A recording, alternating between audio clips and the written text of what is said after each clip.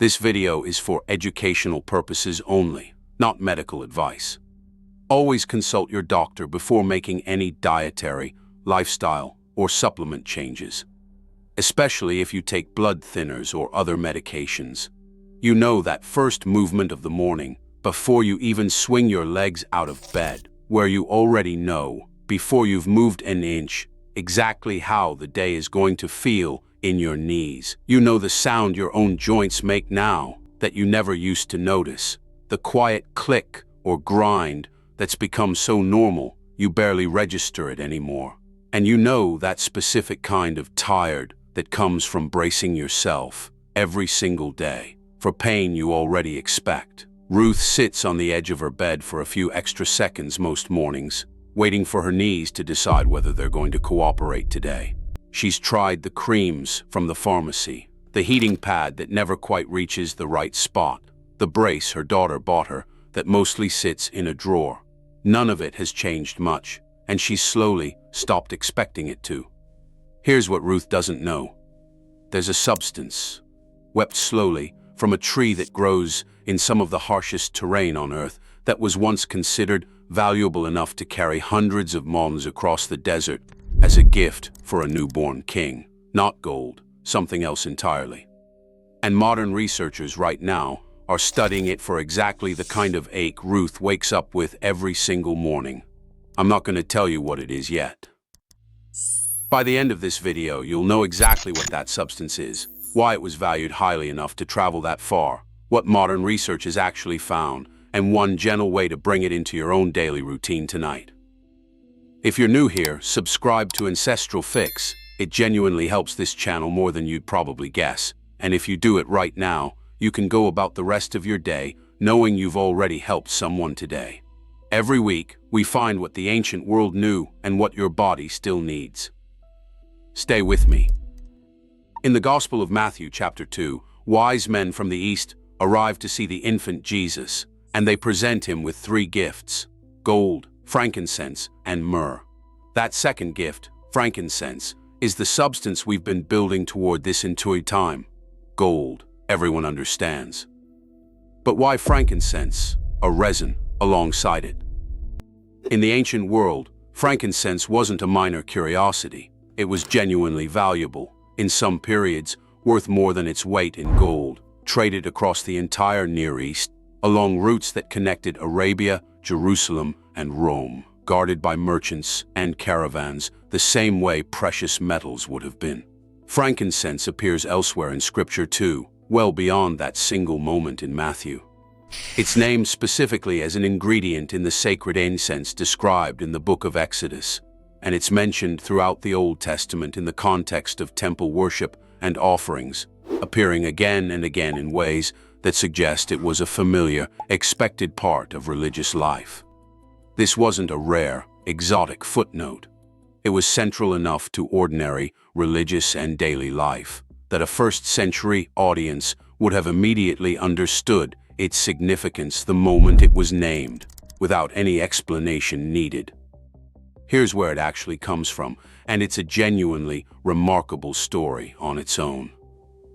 Frankincense is harvested from the Boswellia tree, a hardy, almost stubborn species that grows in some of the most inhospitable places on the planet. The rocky, sun-scorched cliffs and dry hillsides of Somalia, Yemen, and Oman, places where rainfall is scarce and the soil offers almost nothing to work with. The tree doesn't grow in gentle, fertile soil the way most valuable crops do.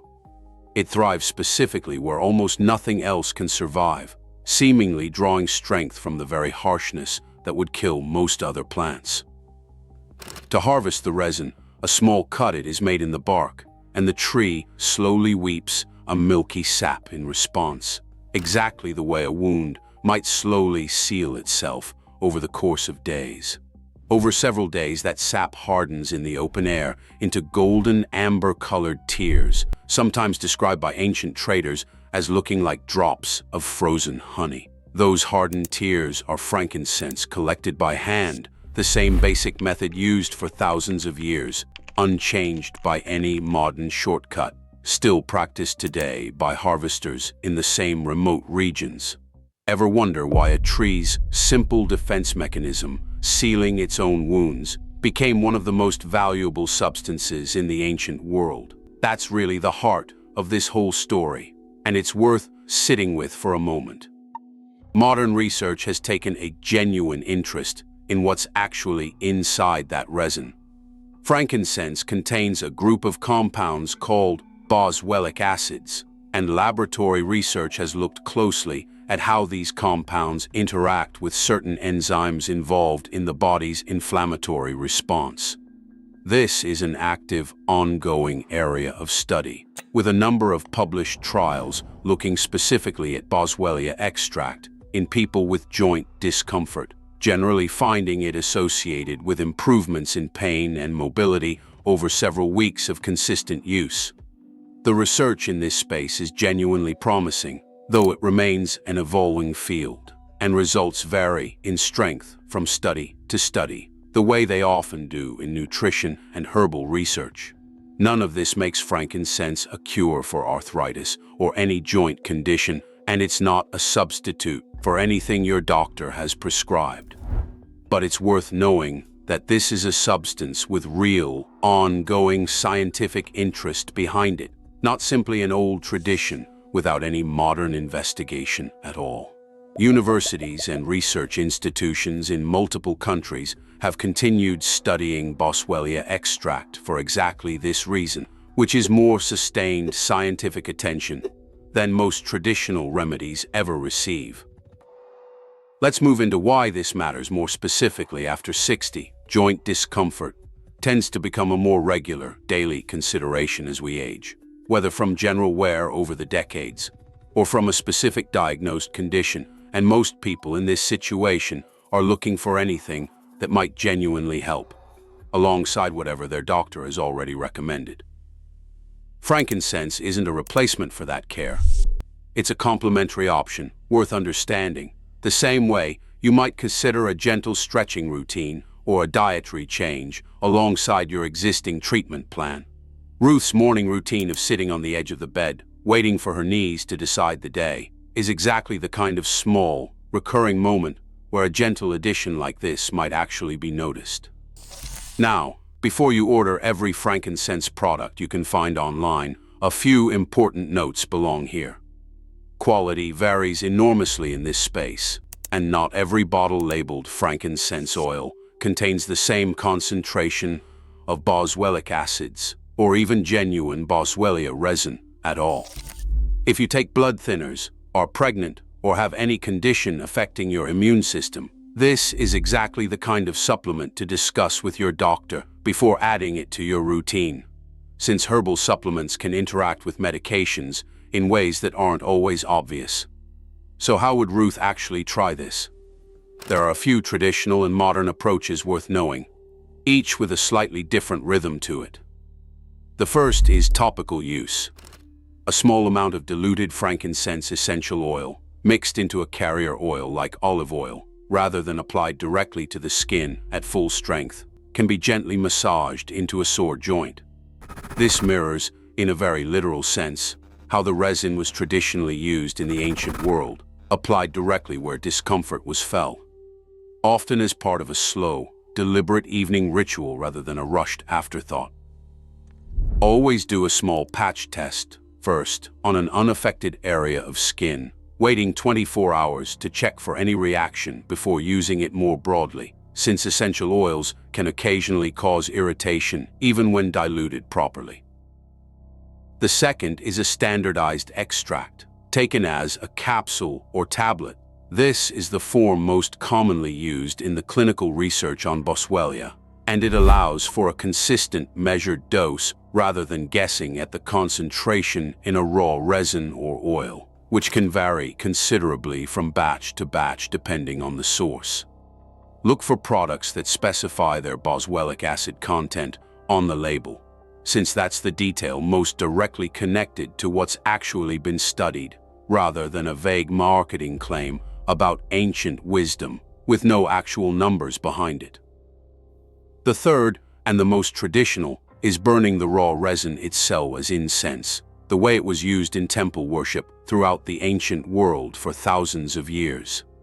This won't deliver the same measurable dose as a topical application or a capsule, but many people find the ritual itself, a few quiet minutes with the scent of something this old filling the room, valuable in its own right, particularly for the kind of stress and tension that often makes physical discomfort feel worse than it already is. There's a reason this specific practice outlasted empires. It answered something beyond just the physical. There's something worth sitting with in the fact that a substance carried hundreds of miles by wise men, presented as a gift. Precious enough for a newborn king is the same substance quietly sold today in health food stores that most people walk past without a second thought, tucked between vitamin bottles and protein powder. It never actually became less valuable. It just stopped being rare enough to carry the same weight it once did back when a tree, weeping slowly on a distant cliffside, was one of the most prized things a traveler could bring home after a long and dangerous journey. It's worth remembering, too, that the wise men didn't choose gold, frankincense, and myrrh at random. Each carried its own meaning in the ancient world. Gold for royalty, myrrh associated with burial and mortality, and frankincense tied to worship and healing. Whoever selected that gift understood exactly what they were placing in a child's small hands. That kind of deliberate choice doesn't happen with something people considered ordinary or interchangeable. This is really the same quiet theme running through so much of what we cover on this channel. It's not that ancient remedies are secretly superior to modern medicine, and for any serious or worsening joint condition, your doctor remains exactly where that conversation should start. It's that some of what feels like a completely modern wellness trend, Boswellia extract sold in capsules at the pharmacy, marketed with sleek packaging and a health claim on the front, is actually a substance humanity has already trusted, valued, and carried across deserts for thousands of years, long before anyone needed a label to explain what it was for. Let's come back to where we started. Ruth, sitting on the edge of her bed, waiting to see how her knees feel today, never once realizing that the resin carried to the manger in Bethlehem might still have something to offer her. 2,000 years and an entire world away from that stable. And a hardy tree, still weeping slowly on a cliffside in Oman or Somalia, still doing exactly what it's always done, waiting quietly for someone to notice. If there's one thing to take from today, let it be this. Sometimes the most valuable gift isn't the one that glitters. It's the one that quietly heals, one slow drop at a time. This video is for educational purposes only and is not medical advice. Always consult your doctor before adding any supplement to your routine, especially if you take blood thinners, are pregnant, or have an autoimmune condition. If this kind of ancestral wisdom speaks to you, consider subscribing, because next time we're looking at a weapon the Byzantine Empire used for 800 years that was so effective and so secret. The formula disappeared when the empire fell. We'd love to have you along.